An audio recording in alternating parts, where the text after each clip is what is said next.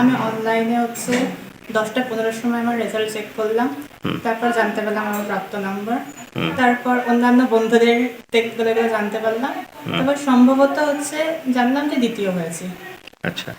কারণ মানে শান্তিপুরে ফার্স্ট হওয়ার থেকেও বেশি খুশি, কারণ আমি নাম্বার থেকে স্যাটিসফাইড, মানে যেরকম আশা করেছিলাম সেরকমই নাম্বার পেয়েছি। মাধ্যমিক পরীক্ষায় 684 নম্বর পেয়ে প্রথম হয়েছে শান্তিপুর মিউনিসিপ্যাল হাই স্কুলের ছাত্র ত্রিদীপ্ত সরকার। 683 নম্বর পেয়ে দ্বিতীয় স্থান অধিকার করেছে সূত্রাগড় MN উচ্চ বিদ্যালয়ের ছাত্র জীবেশ বিশ্বাস। 682 নম্বর পেয়ে তৃতীয় স্থান অধিকারকারী শান্তিপুর মিউনিসিপ্যাল হাই স্কুলের ছাত্র শুভম প্রামাণিক। কি বলছেন তারা, কিভাবে তাদের এই দুর্দান্ত সাফল্য, তাদের পেছনেই বা কারা রয়েছে, তাদের শিক্ষকরা কিভাবে তাদের পেছনে প্রচেষ্টা চালিয়েছে এবং তারা কত ঘন্টা পড়াশোনা করেছে, ভবিষ্যতে ইচ্ছাই বা কি তাদের, সকলটাই শোনাবো আপনাদের। পৃথিবীর 3 ভাগ জল 1 ভাগ স্থল, তাই পানীয় জলের অভাব নেই। কিন্তু বিশুদ্ধ পানীয় জল একটাই, বৃষ্টি অ্যাকোয়া। প্রতি ফোঁটায় আনে তৃপ্তি, মেটায় তেষ্টা। বৃষ্টি অ্যাকোয়া, বিশুদ্ধ পানীয় জল। শিবেশ, আজ মাধ্যমিক পরীক্ষার ফলাফল প্রকাশিত হয়েছে। এখনো পর্যন্ত আমাদের কাছে যা খবর, তুমি শান্তিপুরের মধ্যে সম্ভাব্য দ্বিতীয়। এই সংবাদটা কি তুমি এর আগে পেয়েছো? আমি অনলাইনে 10টা 15 সময় আমার রেজাল্ট চেক করলাম। তারপর জানতে পারলাম আমার প্রাপ্ত নাম্বার। তারপর অন্যান্য বন্ধুদের টেকগুলো জানতে পারলাম। তারপর সম্ভবত জানলাম যে দ্বিতীয় হয়েছি। আচ্ছা, তুমি কোন স্কুলে পড়াশোনা করো? আমি সূত্রাগড় MN হাই স্কুলে পড়ি। আচ্ছা, সূত্রাগড় স্কুলে MN স্কুলে পড়াশোনা করো। পড়াশোনার জন্য তুমি কতটা সময় ব্যয় করতে? পড়াশোনা বলতে সেমন কোনো বাধা ধরার সময় ছিল না। যতক্ষণ ইচ্ছা হতো ততক্ষণ করতাম, বা ভালো না লাগলে যে সারাক্ষণ জোর করে বসে থাকা সেরকম না, আবার কিছুটা বিনোদন কিছু করে আবার পড়তে বসা, এরকম কোনো বাধা ধরার সময় ছিল না। আচ্ছা, কজন টিচার ছিল তোমার? আমার ম্যাথসের জন্য আমার বাবাই করাতেন, ফিজিক্সের টিচার ছিল, বায়োলজির টিচার ছিল, আর ইংলিশের একটা টিচার ছিল, আর আর্টসগুলো সবটা এক জায়গায় করতাম। আচ্ছা, এর বাইরে স্কুল থেকে কেমন সহযোগিতা পেতে? স্কুলের স্যাররা সত্যিই অনেক সহযোগিতা করেছে। ওদের সাথে ছাড়া হয়তো এটা হতো না। আমাদের থেকেও স্যারদের পরিশ্রমটা আরও বেশি ছিল এক্ষেত্রে। তারা সব রকম দিক থেকে সহযোগিতা করেছে যতটা। আর বাবা মা, পরিবারের লোকজন কেমন সহযোগিতা করেছে? পরিবারের সহযোগিতা অনেকই ছিল। সমস্ত শিক্ষক শিক্ষিকা পরিবারের সবার সহযোগিতায় করে এটা আমরা পৌঁছাতে পেরেছি। আচ্ছা, পড়াশোনা ছাড়া তুমি আর কি করো? পড়াশোনা ছাড়া এমনি আমি ছবি আঁকা শিখতাম। এবার মাধ্যমিকের কিছু আগে সেটা কিছুটা তখন বন্ধ করা হয়। আচ্ছা, আর খেলাধুলা, সংস্কৃতি চর্চা এসব নিয়ে কোনো আগ্রহ আছে? খেলাধুলা সেরকম বিকেলের সময় হতো না। তাছাড়া এমনি আঁকা ছাড়া সেমন কোনো সাংস্কৃতিক চর্চা সেমন করা হয় না। আচ্ছা, বর্তমানে এই যে আজকের আর্থসামাজিক ব্যবস্থা, সেটা নিয়ে তোমার কোনো ধারণা আছে? এই যে সরকার বদল আশা করে করা যায় যে কিছুটা উন্নতি ঘটবে পরবর্তীকালে। আচ্ছা, না, আর এই যে সামাজিক অবক্ষয়, চারিদিকে যে ঘটনা ঘটছে, সেগুলো কি সংবাদপত্র পড়ো? সংবাদপত্র হ্যাঁ, খোঁজ খবর রাখা হয় না কিছুটা। খবরের কাগজ পড়ো? খবরের কাগজ না, সেমন ভাবে পড়া হয় না। মোবাইল, টিভি, ইন্টারনেট এগুলো? সেই খবরটা জানা হয়, দেখা হয়। আচ্ছা, পর্যন্ত যা খবর তাতে করে শান্তির মধ্যে দ্বিতীয় হয়েছে। তো আপনি তোর বাবা, আপনি কিভাবে ওকে গাইড করতেন? গাইড বলতে মানে খবর শুনে আমি খুব আনন্দিত এবং খুবই আনন্দিত। গাইড বলতে এমনি আমাদের সাধারণ ঘরের ছেলেপেলে যেমন গাইড হয় তেমনই হয়। স্কুল টিচারদের মানে সাহায্য সব থেকে বড়, কারণ সব সাবজেক্টের স্পেশালি টিচার আমরা দিতে পারিনি, সেটা স্কুল থেকে সেই গাইডটা পেয়েছি। আর এমনি ছিল সায়েন্সের সাবজেক্টগুলো ছিল, আমি যেমন আমি ওকে ম্যাথটা দেখাতাম। আর ফিজিক্যাল সায়েন্স, লাইফ সায়েন্সের টিচার দুজনও ছিলেন এবং বিনা বেতনে ওনারা পড়াতেন। আচ্ছা, ভবিষ্যতে ওকে কীভাবে গড়ে তুলতে চান? ভবিষ্যতে ওর ইচ্ছা অনুযায়ী হবে। আমার ওর ইচ্ছা তো ওর উপর তো আমরা চাপিয়ে দিতে পারবো না। এবার ওর যেটা ইচ্ছা এখন মানে ভালোবাসা, সেটা ওই ইঞ্জিনিয়ারিং লাইনেই যাওয়ার ইচ্ছা আছে। আমরা ওর ইচ্ছাটাকে মর্যাদা দেব। আপনার নাম আর পরিচয়? আমার নাম তরুণ বিশ্বাস। আমি জিজ্ঞেস পিতা। শান্তিপুরের মাধ্যমিক পরীক্ষার রেজাল্ট প্রকাশিত হয়েছে। এখনো পর্যন্ত আমাদের কাছে যেটা খবর, তাতে তুমি শান্তিপুরের মধ্যে প্রথম হয়েছো। এই সংবাদটা কি তুমি জানো? না, আমি এখনো শান্তিপুরে যে প্রথম হয়েছি সেই সংবাদটা এখনো পাইনি, তবে এটুকু জানতে পেরেছি যে আমি স্কুলে হাইয়েস্ট মার্কস পেয়েছি। আচ্ছা, যদি শান্তিপুরের প্রথম হও তাহলে কেমন লাগবে? সেটা তো খুবই আমি সেটা হলে তো খুবই আপ্লুত হব, কারণ মানে শান্তিপুরে ফার্স্ট হওয়ার থেকেও বেশি খুশি, কারণ আমি নাম্বার থেকে স্যাটিসফাইড, মানে যেরকম আশা করেছিলাম সেরকমই নাম্বার পেয়েছি। আচ্ছা, এই যে তোমার পড়াশোনা, তুমি কিভাবে পড়াশোনা করতে? আমি পড়াশোনা বলতে স্কুলটা খুব বেশি মেনটেন করতে পারতাম না, কারণ আমার একটু বেশি জার্নি করলেই আমার খুব শরীর খারাপ হয়ে যেত। আর প্রাইভেটে পড়তাম 3 জনের কাছে, আর্ট, সায়েন্স এবং ইংলিশ, আর তাদের কাছেই নিয়মিত পড়া, রিভিশন, তাদের কথা শুনে এইভাবেই। কতক্ষণ পড়াশোনার জন্য সময় দিতে? পড়াশোনার জন্য ওরকম কোনো বাধা ধরার সময় ছিল না, আর মানে যেরকম দরকার হতো সেরকম করতাম। আর ওই আমার আর কি যে আর্টস পড়তাম অন্বেষা প্রামাণিক, তারপর সায়েন্স পড়তাম সঞ্জয় দত্ত স্যার, ইংলিশ পড়তাম স্বর্ণেন্দু ভট্টাচার্য স্যার, ওনারা সকলে আমাকে প্রচণ্ড গাইড করেছেন, হেল্পও করেছেন, এবং স্কুলের বিভিন্ন স্যারেরা, প্রকাশ স্যার, রানা স্যার, এনারা আমাকে খুব গাইড করেছিলেন।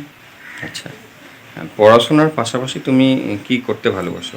পড়াশোনার পাশাপাশি আমি একদম ছোটবেলা থেকেই 10 বছর আগে থেকে আমি যোগা করি। আচ্ছা, হ্যাঁ। যোগা তো করো, যোগাতে মেডিটেশন নিশ্চয়ই করো। হ্যাঁ। আচ্ছা, সেই যোগা করাটা কি তোমার জন্য বাড়তি মনোযোগ সংযোগের জন্য বাড়তি সুবিধা হয়েছে?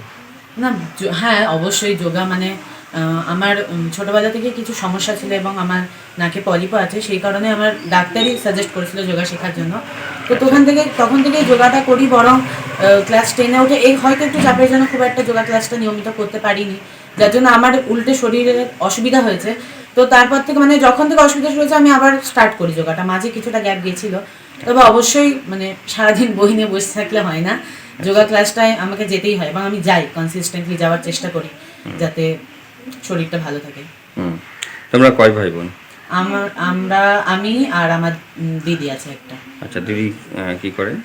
দিদি হচ্ছে এখন কলকাতা পুলিশে চাকরি করে। আচ্ছা, দিদি কি তোমাকে পড়াশোনাতে সহায়তা করে? হ্যাঁ অবশ্যই, দিদিও আমার ম্যাথে এমএসসি পর্যন্ত করা, আর ও আমাকে যথেষ্ট গাইড করেছে, যথেষ্ট শেখায়, বিভিন্ন টিপস যেগুলো শুধু পড়াশোনা করে পাওয়া যায় না, আর অভিজ্ঞতা, পরীক্ষা, পড়ার টেকনিকগুলো, সেগুলো খুব হেল্প করতো। আচ্ছা, আর দিদি ছাড়া তোমাকে পড়াশোনাতে কি সহযোগিতা? বাবা মা? দিদি ছাড়া সত্যি কথা বলতে আমার মা আমাকে প্রচণ্ড হেল্প করছে ছোটবেলা থেকে। মায়ের খুব চেষ্টা, আর হয়তো মায়ের চেষ্টা, মায়ের ঠিকঠাক গাইডেন্স না পেলে হয়তো আমি আজকে এই জায়গায় আসতাম না। সবার জীবনে একটা উত্থান পতন থাকে, আমার জীবনেও যখন পতন হয়েছিল সেখান থেকে যদি আমার মা তুলে না নিয়ে আসতো হয়তো আমি এই জায়গায় কি মানে অনেকটা দূরে থাকতাম। তো মাকে অবশ্যই সবার আগে আমি ধন্যবাদ জানাই, আর অবশ্যই বাবা তো ছোটবেলা থেকে নিজের সাধ্যমতো যতটা পেরেছে, বাবা নিজে অতটা পড়াশোনার সুযোগ পায়নি, কিন্তু আমাকে নিজের সাধ্যমতো যতটা পারে, যতদিন পেরেছে ততদিন এখনো করে যাচ্ছে। আচ্ছা, আর এই যে পড়াশোনার পাশাপাশি আজকের যে সমাজ ব্যবস্থা, সেই সমাজ ব্যবস্থা সম্পর্কে তোমার কোনো আইডিয়া আছে? মানে কি হচ্ছে না হচ্ছে চারিদিকে, পারিপার্শ্বিক অবস্থা, রাজ্যের পালাবদল হলো, এগুলো নিয়ে তোমাকে কখনো প্রভাবিত করেছে বা ভাবনা চিন্তা করেছো? হ্যাঁ, প্রভাবিত তো অবশ্যই। একজন পশ্চিমবঙ্গের বাসিন্দা হিসেবে হয়তো আমি এখনো 18 বছর হয়নি, কিন্তু স্টিল যেহেতু পশ্চিমবঙ্গেই থাকি তো এই জিনিসগুলো তো অবশ্যই প্রভাবিত করবে। ব্যাপারগুলো অবশ্যই চোখের সামনে আসে, টিভিতেও দেখি, জানতে পারি আশেপাশে কি হচ্ছে না হচ্ছে। আর সমাজ ব্যবস্থা বলতে গেলে সেটা অনেকটাই পাল্টেছে, আর আজকালকার সমাজ ব্যবস্থা মানে অনেকটাই আলাদা। আর এই রাজ্যে যে পালাবদল হলো তা নিয়ে শুধু একটাই আশা থাকবে, যাতে যে সরকারি গঠন হোক, আমাদের সমস্যাগুলোকে বুঝবে, আর শুধু বুঝবে না, সেটা সঠিক সমাধান করবে, তাহলেই আমরা খুশি। তুমি এর পরে কি করতে চাও? এরপরে এখনো সত্যি কথা বলতে আমার কোনোদিনই কোনো সাবজেক্টের প্রতি অধিক ন্যাক বা এরকম কিছু ছিল না, অ্যাট্রাকশন আলাদা করে ছিল না। তবে প্রফেশনের দিক থেকে দেখতে গেলে আমি মানে এই মাধ্যমিকের পর থেকে দেখা শুরু করেছি, জানতে শুরু করেছি, তো সেদিক থেকে ডাক্তারি প্রফেশনটা বেশি অ্যাট্রাকটিভ লেগেছে। তো দেখা যাক, ওই দিকে যাওয়ার ইচ্ছা এখনো পর্যন্ত হয়তো আছে। আচ্ছা, তুমি বড় হয়ে প্রতিষ্ঠিত হলে সমাজের জন্য কি কাজ করতে চাও?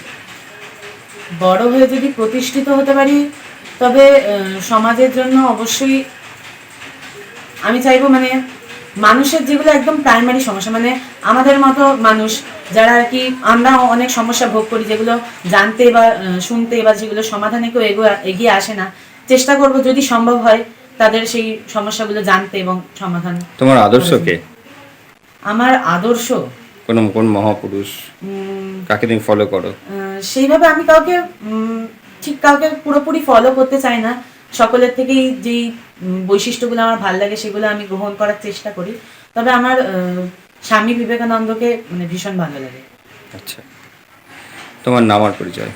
আমার নাম ত্রিদীপ্ত সরকার, আমার বাড়ি সাহানিকারিপাড়া, শান্তিপুর, নদিয়া। তুমি কত নম্বর পেয়েছো? আমি মাধ্যমিকে 684 নম্বর পেয়েছি। Thank you. নতুন করে এবারে আপনাদের বোধহয় ইংলিশ মিডিয়ামের প্রথম ব্যাচ বোধহয় বেরোলো এবারে, এই ব্যাপারটা একটু যদি বলেন। 2026-এ মাধ্যমিক পরীক্ষার রেজাল্ট আজকে বেরিয়েছে, সুতরাং আজকে সকল ছাত্রছাত্রী তাদেরকে আমি শুভেচ্ছা বার্তা দিচ্ছি। শান্তিপুর মিউনিসিপ্যাল উচ্চ বিদ্যালয়ে এবছর 269 জন ছাত্রছাত্রী বাংলা মাধ্যম এবং ইংরাজি মাধ্যম উভয় জায়গা থেকে পরীক্ষা দিয়েছিল এবং সেক্ষেত্রে 269 জনই কৃতকার্য হয়েছে। এবার আমাদের একাদশ শ্রেণীতে যে ভর্তির বিজ্ঞপ্তি প্রকাশিত হয়েছে সেখানে আমাদের বাংলা মাধ্যম এবং ইংরাজি মাধ্যম উভয় বিষয়ই উভয় স্ট্রিমের ছাত্রছাত্রীরা ভর্তি হতে পারবে। আমাদের যেহেতু বয়েজ স্কুল ছিল কিন্তু ইংলিশ মাধ্যমটা আমাদের কোয়েড ছাত্রছাত্রী উভয় পড়াশোনা করে, সেই হিসাবে আমাদের এবছর যে একাদশ শ্রেণীতে ভর্তি সায়েন্স, আর্টস এবং কমার্সে ছাত্র এবং ছাত্রী উভয় বাংলা মাধ্যম এবং ইংরেজি মাধ্যমে যে কোনো আশেপাশের বিদ্যালয় থেকে আমাদের বিদ্যালয়ে ভর্তি হতে পারবে, এটাই আমাদের এবছরের পরিকল্পনা আছে। এবং যেহেতু আমাদের বিদ্যালয়ের সায়েন্সের ডিপার্টমেন্টটা ভালো শান্তিপুরের মধ্যে, এটা সেই হিসাবে অনেকেই ভর্তি হতে চায়, সেই হিসাবে আমাদের যে কোনো বিদ্যালয়ের ছাত্রছাত্রী বাংলা মাধ্যম এবং ইংরেজি মাধ্যম উভয়টাই চালু থাকবে একাদশ শ্রেণীর জন্য এবং ছাত্রছাত্রী উভয়ই ভর্তি হতে পারবে। ইংরাজি মাধ্যম কবে থেকে চালু হয়েছে স্কুলে? ইংরাজি মাধ্যম আমাদের চালু হয়েছে এবছর প্রথম মাধ্যমিকের ব্যাচ বেরোলো, 6 বছর আগে আমাদের এটা শুরু হয়েছিল।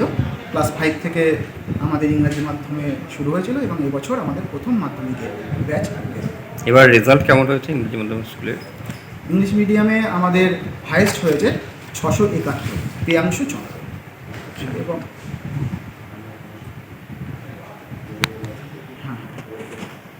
ইংরাজি মাধ্যম থেকে এবার প্রথম হয়েছে প্রিয়াংশু চন্দ্র, 672 নম্বর হয়েছে। আপনার নাম আর পরিচয়? আমি রাজীব দাস, শান্তিপুর মিউনিসিপ্যাল উচ্চ বিদ্যালয়ের সহশিক্ষক। স্কুল জেআরএস পাবলিক স্কুল প্রায় 35 বিঘা জমির ওপর গড়ে উঠেছে বিশাল ক্যাম্পাস। নার্সারি থেকে শুরু করে উচ্চ মাধ্যমিক, ITI college, law college, BEd college, ভর্তি চলছে জেআরএস পাবলিক।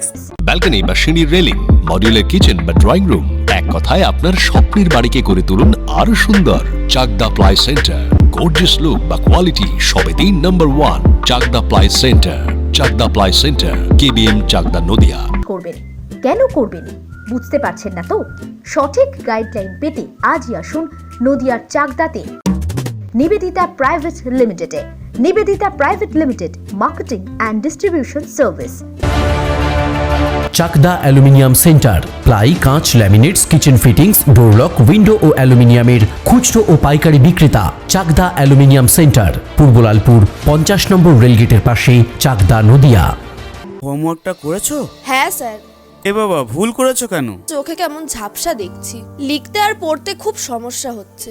চাকদার মডার্ন অপটিক্স থেকে ভালো চোখের ডাক্তার দেখিয়ে নাও। প্রতিদিন প্রকৃত চোখের ডাক্তার ও দৃষ্টি বিশেষজ্ঞ মডার্ন অপটিক্স, চাকদহে। স্যামসাং, জিও,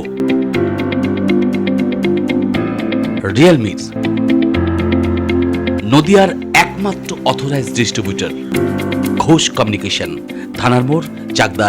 ভাবছেন 3 স্টার ক্যাটাগরিতে কাটাবে? রুম রে মাত্র 1500 টাকা থেকে স্টার, খাওয়া দাওয়া রিজনেবল প্রাইস। নদিয়ার একমাত্র 3 স্টার ক্যাটাগরি হোটেল এনবি সোনার বাংলা হোটেল, কল্যাণী এইমসের ঠিক উল্টো দিকে, কল্যাণী নদিয়া। নদিয়া জেলার সবথেকে বড় বিল্ডার্স চাকদার মা মনসা বিল্ডার্স, রড ও সিমেন্টের পাইকারি ও খুচরো বিক্রেতা। মা মনসা বিল্ডার্স, পদ্মবিলা, চাকদা, নদিয়া। রড কেনাকাটায় থাকছে ডিসকাউন্ট অফার। মা মনসা বিল্ডার্স।